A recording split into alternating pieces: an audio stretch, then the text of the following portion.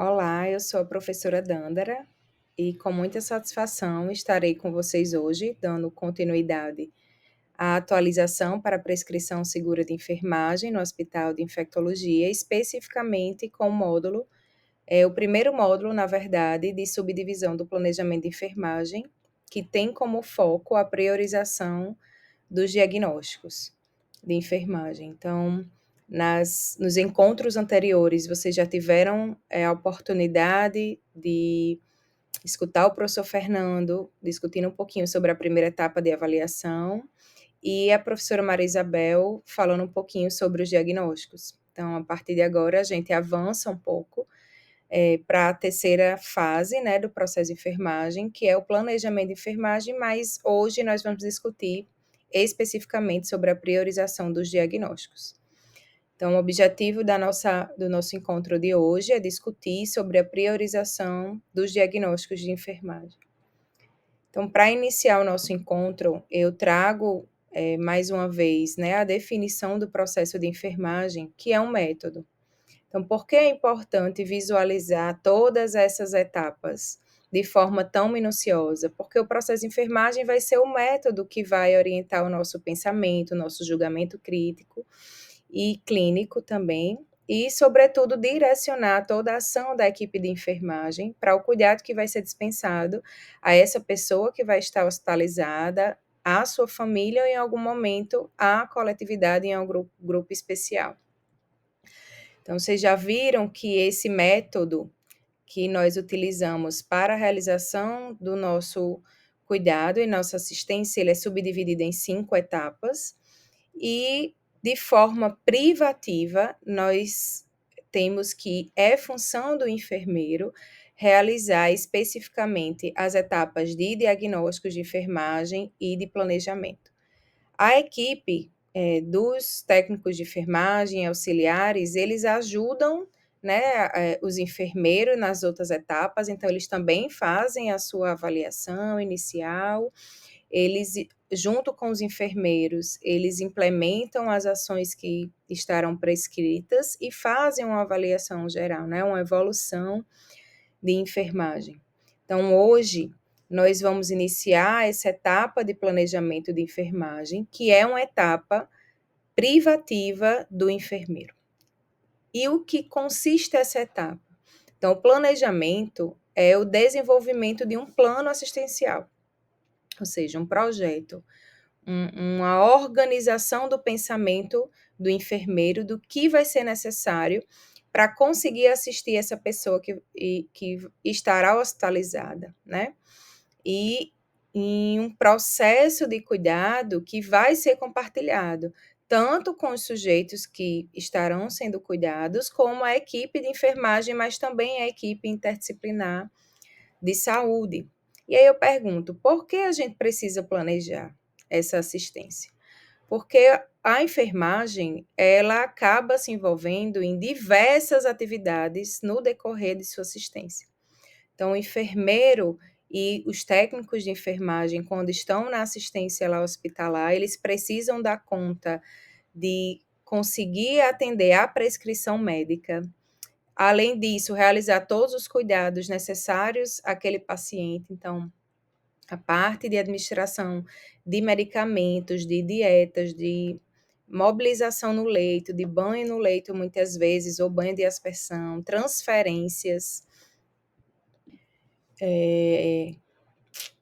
a parte de troca de curativos, toda a parte de adesão aos protocolos institucionais, muitas vezes fica na responsabilidade da equipe de enfermagem. Então, a parte de, preciso identificar o paciente, preciso identificar o leito, preciso fazer a avaliação do risco desse paciente de quedas, por exemplo, se o paciente tem alergias, diversas sinalizações, a parte de segurança do paciente fica voltado para a equipe de enfermagem.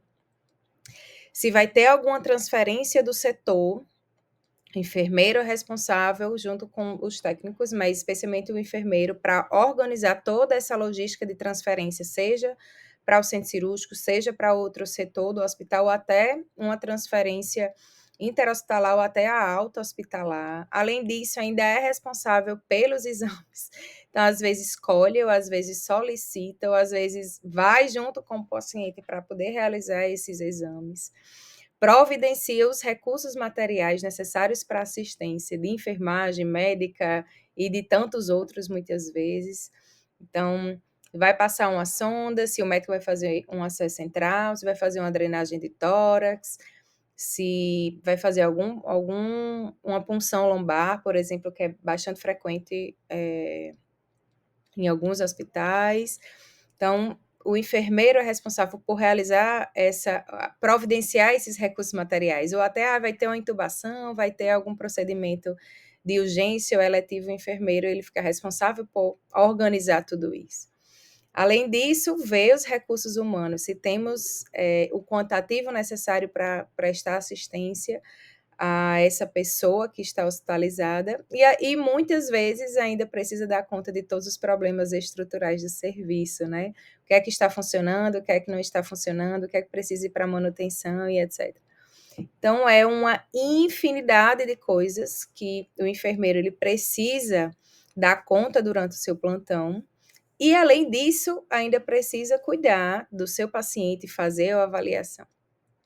Então, quando a gente vê a NANDA 2024, né, que já foi lançada no dia 5 de abril, pelo menos foi quando eu consegui ter acesso, ela já vem descrevendo de forma muito clara que os enfermeiros eles acabam sendo participando de diversas ações envolvidas no cuidado do paciente, né? Em resposta aos diagnósticos médicos, às ordens de tratamento médico, utilização de padrões médicos de cuidados como base para as ações de enfermagem, mas também precisa dar conta dos protocolos institucionais, abrangendo as atividades de cuidados fundamentais, como a troca de roupa de cama, a realização de higiene e cuidados diários.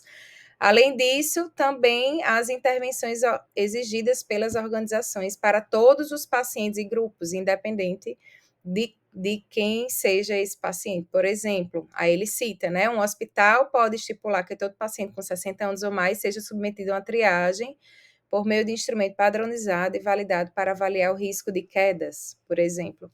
Isso vai ser algo já padronizado na instituição. Então, nesse rastreio, que visa a prevenção de quedas, não conduz necessariamente a um diagnóstico de enfermagem como um risco de quedas em adultos, pois a maioria desses pacientes pode não ser identificada como risco, pelo contrário, pertence a uma população de risco em si. Então, essas ações não estão diretamente correlacionadas com os diagnósticos médicos ou de enfermagem, mas estão fundamentadas em padrões organizacionais de cuidados.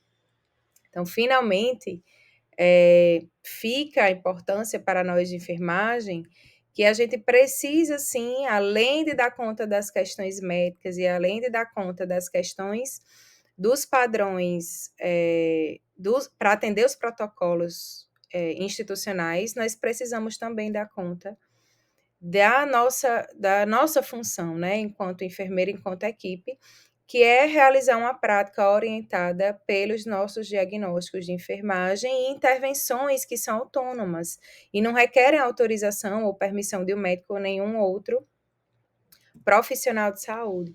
Então, na ANANDA 2024, nas outras também traz, mas na 24 também, esse modelo tripartite que mostra a importância desse planejamento, tendo em vista que o enfermeiro acaba sendo participante de uma equipe de saúde responsável por inúmeras atribuições. Então, ele acaba colaborando de forma significativa na parte de ações médicas, né, colaborando com a vigilância e com os tratamentos médicos. Além disso, com os protocolos organizacionais, que são os cuidados básicos que normalmente são utilizados para todo e qualquer paciente, mas chama a atenção que a gente precisa dar conta das intervenções de enfermagem. Então, nós precisamos, para além desse diagnóstico médico e colaboração e tratamento na parte de prescrição médica e os cuidados básicos, precisamos dar uma ênfase também aos nossos diagnósticos e às intervenções de enfermagem, que de certa forma são ações muito fragilizadas ainda no cotidiano de muitos serviços de saúde. Então, essa etapa de planejamento, ela é necessária para que a gente consiga realmente definir as prioridades, ver o que é essencial e como a gente vai conseguir fazer para implementar tudo isso. Então, esse planejamento, ele vai ser subdividido em priorização dos diagnósticos, a determinação das metas, que vai ser o próximo encontro, e a prescrição de enfermagem, que vai ser o outro. Então, hoje nós vamos discutir apenas a priorização dos diagnósticos de enfermagem. Então, na primeira etapa, nós fazemos uma avaliação, né, analisamos os dados, agrupamos essas informações para que a gente consiga identificar os diagnósticos potenciais, hipóteses diagnósticas desse paciente, que a gente vai ou confirmar ou refutar ao longo das nossas investigações, e posteriormente nós vamos precisar priorizar esses diagnósticos, isso a partir de uma avaliação muito aprofundada que vai ser necessário para cada um desses pacientes. E para isso eu trago um exemplo de um caso clínico, que ele é fictício, ele foi elaborado com base em um achado que eu encontrei, né, nesse site do Sanar, e fiz algumas adaptações para conseguir atingir os objetivos propostos. Então, é um paciente de 74 anos, né, idoso, masculino, viúvo, deu entrada no dia 4 de abril na unidade de emergência do hospital, acompanhado da filha, com queixa principal de tosse seca, que piorava à noite, estava associada a febre a 8 dias, de até 38 graus, que excedia com o uso de 30 a 40 gotas de dipirona. A filha informou que a equipe, que o pai foi recentemente diagnosticado com HIV e que ainda não iniciou a terapia antirretroviral devido à dificuldade de deglutição dos comprimidos. Negou hipertensão e diabetes mellitus, afirmou ainda que o pai possui histórico de etilismo e tabagismo há mais de 50 anos e incontinência urinária percebida há 2 anos. Ao exame físico, o idoso apresentou bom estado geral, consciente e em domínio de todas as funções psíquicas e motoras. É dêntulo, né? Não tinha nenhum dente, sem uso de prótese dentária.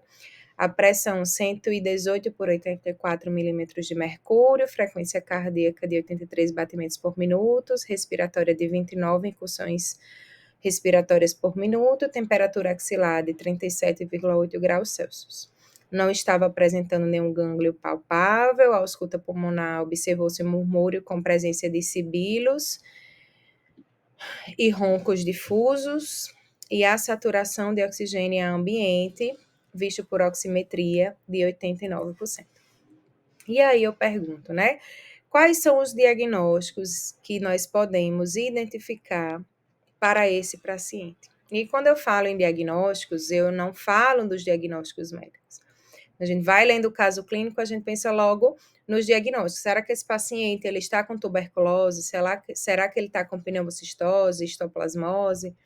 Não, os diagnósticos de enfermagem. Então, quando a gente olha direto para o caso, chama atenção bastante para alguns diagnósticos, né? Alguns diagnósticos de enfermagem, especialmente os de oxigenação.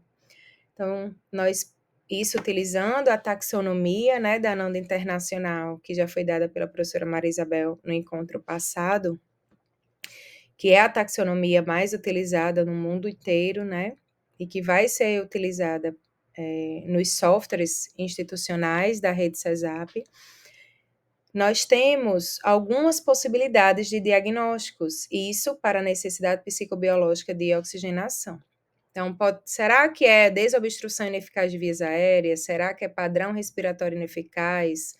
Será que é resposta disfuncional desmame ventilatório, risco de sufocação, troca de gases prejudicada, ventilação espontânea prejudicada? E aí chama a atenção a infinidade de terminologias que muitas vezes são desconhecidas por muitos dos nossos profissionais. Então, além disso, nós temos no domínio da necessidade psicobiológica de nutrição a deglutição prejudicada, e nas eliminações vesicais, a eliminação urinária prejudicada, incontinência urinária de esforço, de urgência, mista, e o risco de incontinência. Então, temos inúmeras definições conceituais para cada um desses problemas. E aí eu pergunto a vocês, quais são os diagnósticos que nós podemos elencar de enfermagem para esse paciente do caso clínico? E acaba que muitas vezes isso pode ser uma tarefa muito difícil, porque nós não temos o conhecimento conceitual desses diagnósticos. Então, esses diagnósticos de enfermagem são conceitos nossos, que precisam ser melhor trabalhados e estudados por cada um de nós. Muitas vezes a gente tem a oportunidade de aproximação de muitos diagnósticos médicos e sabemos a diferença do que é uma pneumocistose, uma histoplasmose, uma tuberculose, uma pneumonia, mas temos dificuldade em diferenciar os diagnósticos que estão dentro do domínio da necessidade psicobiológica, por exemplo, de oxigenação.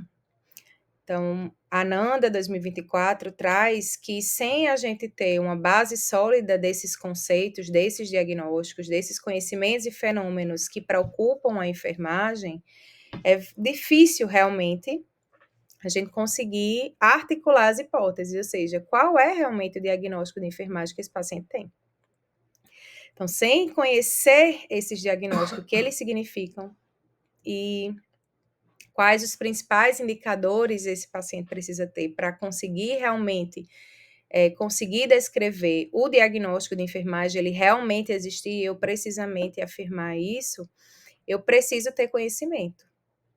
Ter conhecimento dos diagnósticos e ter capacidade também de realizar uma avaliação bem aprofundada para eu conseguir captar dados suficientes para ou confirmar, ou refutar, ou eliminar um provável diagnóstico, que por enquanto ele pode ser apenas um diagnóstico provisório.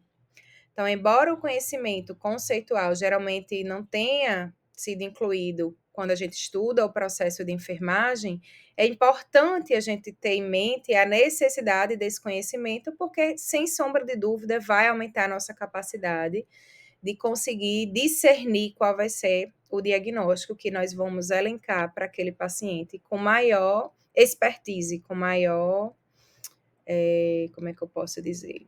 Com maior certeza. Então, a partir daí a gente vem discutindo um pouquinho o que são esses diagnósticos. Então, quando eu penso nas possibilidades de diagnósticos para esse paciente relacionado à parte, o problema respiratório que ele está apresentando, então, eu penso que ele provavelmente não vai ter resposta disfuncional desmame ventilatório, tendo em vista que ele não está em ventilação mecânica. Além disso, ele não é um bebê, um recém-nascido, por exemplo, com risco de sufocação, por exemplo. Então, chama a atenção 3 diagnósticos, mas eu vou incluir até um quarto, que é desobstrução ineficaz de vias aéreas, padrão respiratório ineficaz, troca de gases prejudicada e ventilação espontânea prejudicada. Então, começando pela ventilação, eu de cara não elenco esse diagnóstico para esse paciente. Por quê? Porque o foco de atuação da enfermagem não vai ser nas características definidoras desse diagnóstico, né? A característica ele vai trazer para mim o que é que aquele paciente tem, mas aonde a enfermagem vai atuar vai ser nos fatores que estão relacionados à ocorrência desse diagnóstico, que é um diagnóstico que a gente pode chamar com foco no problema, né?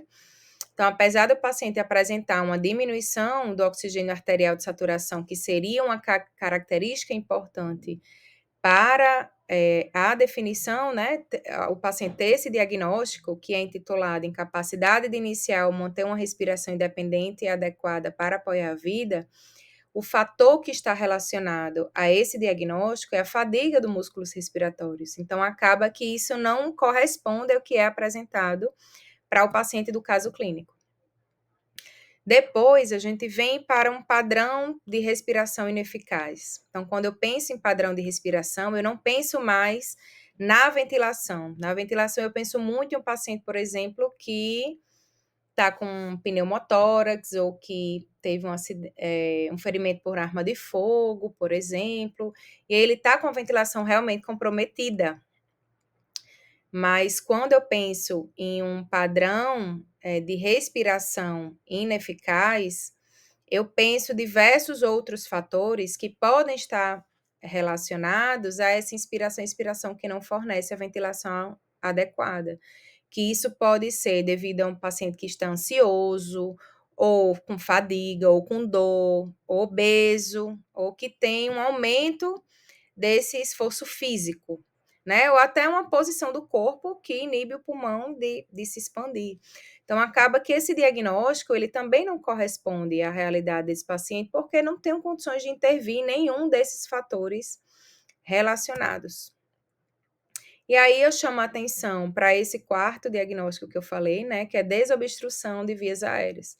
Então, o paciente ele tem bastante tosse, então ele sinaliza um pouco que ele vai ter secreção, né? Que esse diagnóstico é definido como a capacidade reduzida de limpar secreções ou obstruções do trato respiratório para manter as vias aéreas desobstruídas. E aí o paciente ele tem algumas características definidoras, né? Ele tem uma tosse ineficaz, tem uma taquipneia e tem sons de respirações adventícios. Como fatores relacionados, chama a atenção uma desidratação, muco excessiva, exposição a substâncias nocivas, medo da dor, corpo estranho nas vias aéreas, desatento ao fumo passivo, tampão mucoso, secreções retidas e fumar.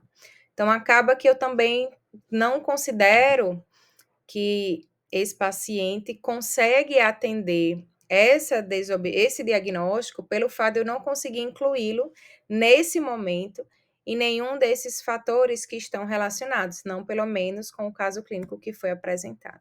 E aí eu chego no quarto diagnóstico, que é troca de gases prejudicada. Então, quando eu penso nesse diagnóstico, eu penso em uma situação com algum problema a nível alveolar. Então, o paciente ele tem excesso ou déficit de oxigenação e eliminação de dióxido de carbono. E o paciente tem como características definidoras a hipoxemia, né, pela saturação e um ataque taquipneia importante. E chama a atenção os fatores que estão relacionados a essa troca de gases, que é uma desobstrução ineficaz de vias aéreas. Então, será que o paciente está secretivo e por isso ele não consegue fazer essa troca de gases, ou até um padrão respiratório ineficaz? Então, ao meu ver, esse seria o diagnóstico que seria mais adequado para o paciente do caso. Mas, para além desses diagnósticos relacionados à necessidade psicobiológica de oxigenação, nós temos outros. Uma que traz no caso clínico que o paciente ele não está tomando os medicamentos porque ele não consegue deglutir, e chama atenção a possibilidade do diagnóstico de deglutição prejudicada, que é definido como funcionamento anormal do mecanismo de deglutição associado a déficit em estrutura ou função oral, faringe ou esofágica. E aí chama atenção que esse paciente ele não tem nenhum dente, né? Então acaba pela parte oral dificultando essa mastigação inadequada, por exemplo, do paciente. E aqui eu não consigo trazer, né, todos os outros fatores relacionados, não trouxe, mas diversos fatores podem estar relacionados a essa deglutição prejudicada. Além disso, nós temos as eliminações. Então, chama atenção. Essa incontinência urinária que essa filha fala, né? Como é que ela ocorre? Ela é por esforço? Ela é por urgência? É uma incontinência mista? O paciente tem um risco de incontinência ou tem uma eliminação urinária prejudicada? Chama a atenção mais uma vez uma infinidade de conceitos, né, novos, talvez para alguns, da enfermagem que a gente precisa realmente conhecer. Então, a eliminação urinária prejudicada é uma disfunção na eliminação da urina e que tem como características definidoras uma característica que a filha falou, né, que é a incontinência urinária. E quais são os fatores relacionados? Seria um relaxamento do esfíncter involuntário? Seria um prolapso de órgão pélvico? Músculo da bexiga enfraquecido, eu não tenho informações suficientes para eu conseguir relacionar esse problema a algum desses fatores relacionados. Além disso, poderia ser uma incontinência urinária de esforço, que é a perda involuntária de urina com atividades que aumentam a pressão intraabdominal, o que não está associado à urgência para urinar. Então, a perda devido à contração do destrusor, de urina após esforço, pós espirros, esforço físico, eu, mais uma vez, não consigo fechar esse diagnóstico, porque eu também não tenho maiores informações sobre o caso. Isso acontece também com urinária de urgência, que é a perda urinária de urina em combinação, ou após uma sensação forte ou urgência para urinar, ou em continência urinária mista, que é a perda involuntária de urina em combinação, ou após uma sensação forte de urgência para urinar e também com atividades que aumentam a pressão. E o risco de incontinência. Então, será que o paciente tem risco? Ou o paciente ele tem realmente um diagnóstico com foco no problema? Então, a filha já falou que ele já possui incontinência urinária. Então, de antemão, esse diagnóstico, que seria o fator de risco para o paciente ter ainda a ocorrência do fenômeno, ele não se adequa porque o fenômeno ele já está acontecendo naquele determinado momento, certo? E aí eu pergunto, qual seria os diagnósticos que eu iria elencar? Então, na oxigenação, eu iria colocar a troca de gases prejudicada, eu iria conseguir fechar da nutrição essa deglutição prejudicada, eu tenho mais informações para fechar. Nas eliminações, quais seriam os principais diagnósticos que eu iria fechar para esse paciente? Além disso, eu chamo a atenção para outros diagnósticos que não foram elencados na avaliação do enfermeiro, mas que provavelmente ele avaliou quando o enfermeiro ele vai fazer aquela avaliação, muitas vezes, de protocolos institucionais, que faz avaliação do risco de queda, faz avaliação do risco de infecção do paciente, ou até a escala de Braden para avaliação risco de lesão por pressão no adulto. Então, eu pergunto, e aí, quais são esses diagnósticos, né? Então, normalmente, nessa avaliação, se a gente identificar um diagnóstico potencial que a gente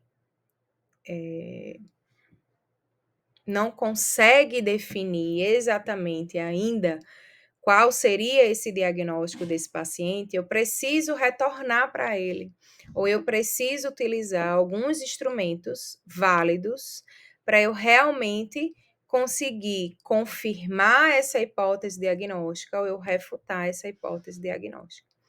Então, percebam que eu não consigo fechar diversos diagnósticos relacionados nem à parte nutricional, nem à parte vesical urinária, né, a necessidade de eliminação, pelo fato de eu não conseguir ter feito uma avaliação tão aprofundada desse paciente. Então, levando em consideração que foi feita uma avaliação aprofundada e eu consegui fazer elencar realmente para o paciente a troca de gases prejudicada, deglutição prejudicada, eliminação urinária, risco de quedas e risco de lesão por pressão no adulto, eu pergunto a vocês qual seria o diagnóstico prioritário. Então, após a gente conseguir validar os principais diagnósticos de enfermagem para esse paciente, o próximo passo é a gente estabelecer uma prioridade, ou seja, qual vai ser o diagnóstico que vai ser mais prioritário para um paciente em uma determinada situação clínica. Normalmente, os principais diagnósticos em termos de prioridade estão relacionados à parte de urgência ou de instabilidade fisiológica do paciente. Por quê? Porque isso põe em risco a vida do paciente. Então, a gente precisa realmente dar uma prioridade. No caso desse paciente, por exemplo, do caso, a prioridade, sem dúvida, é a parte da necessidade psicobiológica de oxigenação, porque com a baixa saturação, taquipneia e etc., se a gente não intervir imediatamente, é um paciente que pode vir a óbito. Então, o livro da Nanda traz um outro exemplo bem legal para poder conseguir entender. Então, o indivíduo ele foi diagnosticado com resiliência prejudicada, carga de fadiga excessiva, mas hoje desenvolve ventilação espontânea prejudicada. Então, o diagnóstico de maior prioridade para esse paciente passa a ser ventilação espontânea devido ao risco de vida desse paciente. Então, consequentemente, esse diagnóstico ele vai acabar tendo uma prioridade até que esse paciente consiga se estabilizar, permitindo assim que os enfermeiros posteriormente consigam focar nas outras respostas que estão sendo importantes também, como a resiliência prejudicada e a carga de fadiga excessiva. E aí, quando a gente não tem diagnósticos que envolvem problemas reais que põem em risco a vida do paciente, a próxima prioridade é considerar os diagnósticos que têm um número maior de características definidoras, fatores relacionados e que eles estão altamente interrelacionados. Então, a Nanda traz com a alta congruência, ou seja, uma alta relação entre as características que vão definir esse diagnóstico e esses fatores relacionados dentro desse contexto específico de hospitalização.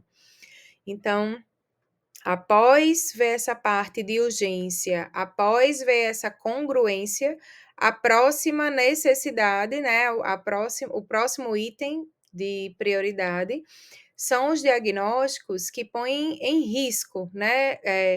São preditivos de possíveis complicações do paciente. Então, se esses diagnósticos, que normalmente são os de risco, né? Risco de queda, risco de lesão por pressão no adulto, por exemplo, risco de infecção, se a gente não der uma devida atenção, eles vão acabar contribuindo para outras respostas humanas que vão acabar sendo precisando ser priorizado. E aí, por último, a gente tem a questão de dar valor àquela opinião do paciente, porque muitas vezes a gente tem em mente que um diagnóstico ele é o prioritário, mas no fim o paciente tem uma outra percepção. Por exemplo, já atendi um paciente que acabou que ele não conseguia comer, ele não conseguia tomar banho e etc., porque ele estava bastante depressivo com o diagnóstico de HIV. E aí, em conversa com o paciente, inicialmente, a minha prioridade era atender essas necessidades humanas que ele estava precisando de atendimento. Mas depois da conversa, eu visualizei que o principal problema que ele estava vivenciando para estar ocasionando todo esse problema de dependência era o medo que outras pessoas da família conseguissem saber desse diagnóstico. Então, uma vez que eu conseguisse intervir nesse medo, e esse paciente conseguisse superar essa situação especificamente, todas as outras estariam resolvidas.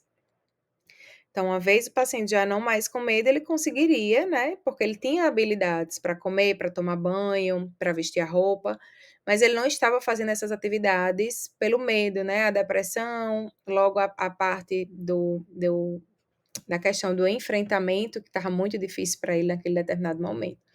Então, é importante ter em mente que outras prioridades para o paciente também são importantes para essa intervenção. Então, em síntese, como a gente vai priorizar os diagnósticos? O primeiro é a instabilidade fisiológica ou necessidades urgentes e emergentes. Depois, a gente vai priorizar os diagnósticos que têm uma maior congruência, né, uma maior interligação das características definidoras e os fatores relacionados a fatores de risco. Depois, os diagnósticos que são preditivos de possíveis complicações para esse paciente. E, por último, reconhecer e respeitar a perspectiva do paciente. Esse último em especial é muito importante ser levado em consideração, porque dá maior envolvimento do paciente a essa situação e ele acaba se envolvendo no seu processo de cuidado, e isso também é muito importante.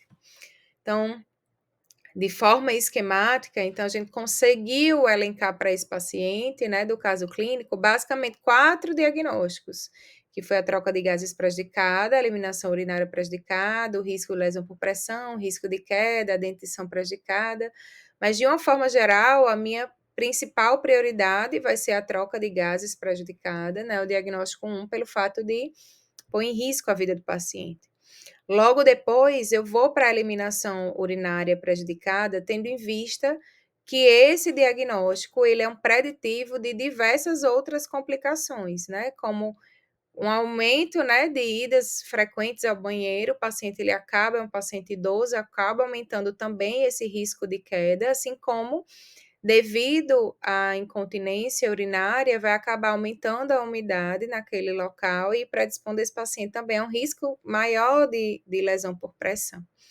Então, que são outros diagnósticos extremamente importantes e, além disso, ainda tenho essa dentição prejudicada que vai precisar ser levada em consideração tanto pela questão da alimentação do paciente, quanto pela questão da deglutição de possíveis medicamentos que serão administrados via oral. Então, esses são os 5 diagnósticos que eu não posso deixar de tecer como prioridade para esse paciente.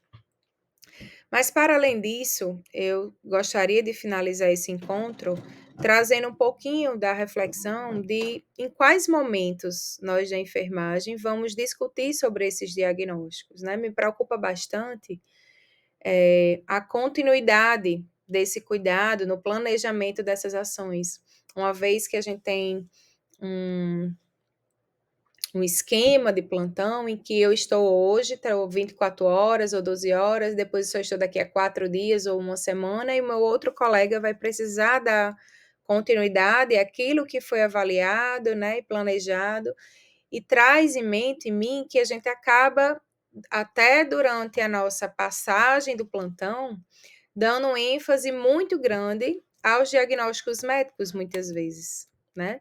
E a gente não dá prioridade para os diagnósticos de enfermagem.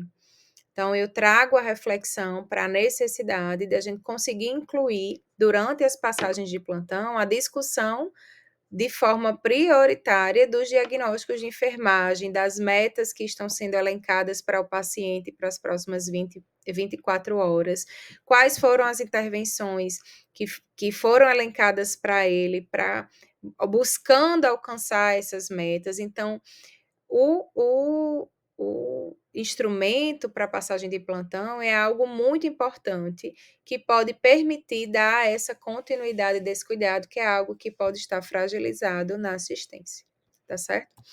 Então, nós temos algumas referências, tá bom? Principalmente a resolução do COFEN, que foi atualizada, né? E o livro da Nanda Internacional, que temos já a última versão disponível. E qualquer dúvida eu fico à disposição, tá certo? E podem entrar em contato. Até um outro momento.